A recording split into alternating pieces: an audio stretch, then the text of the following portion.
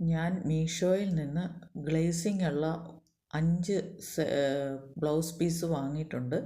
ഒരു സെറ്റിൽ തന്നെ, ഒരു പാക്കിൽ തന്നെ 5 എണ്ണമാണുള്ളത്. ഗ്ലേസിങ്ങും ഉണ്ട്. എൻ്റെ ഉദ്ദേശം കുർത്തിയുടെ കൈ തയ്ക്കാം, കൈയുടെ തന്നെ ബോർഡർ തയ്ക്കാം, കുർത്തിയിൽ എന്തെങ്കിലും ഡിസൈൻ വർക്ക് ചെയ്യാം, ചെസ്റ്റ് പീസായിട്ട് വയ്ക്കാം, കുർത്തിയുടെ ബോർഡറൊക്കെ തയ്ക്കാം, ബോട്ടത്തിലും ബോർഡർ തയ്ക്കാം. ഇതൊക്കെയായിരുന്നു ഉദ്ദേശം.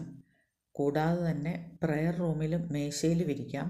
സാമ്പ്രാണി, മെഴുകുതിരി സ്റ്റാൻഡ് വയ്ക്കുന്ന മേശ, കുഞ്ഞു മേശയുണ്ടല്ലോ, അതിലൊക്കെ വിരിക്കാം. പിന്നെ അപ്പോൾ ഇതൊന്ന് അൺബോക്സ് ചെയ്യുമ്പോൾ നിങ്ങളുമായിട്ടൊന്ന് പങ്കുവയ്ക്കാമെന്ന് ഞാൻ കരുതി. അങ്ങനെയാണ് ഈ വീഡിയോ എടുക്കുന്നത്.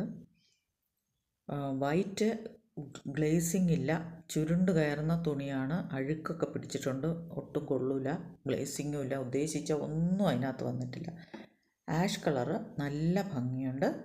വിചാരിച്ചതുപോലെ തന്നെ കിട്ടി. ഫോട്ടോയിൽ കാണുന്നത് പോലെയല്ല, നല്ല കളറും ഉണ്ട്, ഗ്ലേസിങ്ങും ഉണ്ട്. വർത്താണ്.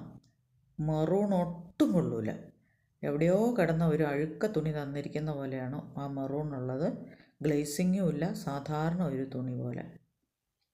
ക്രീം കുഴപ്പമില്ല, തിളക്കം പേരിന് മാത്രമേ ഉള്ളൂ.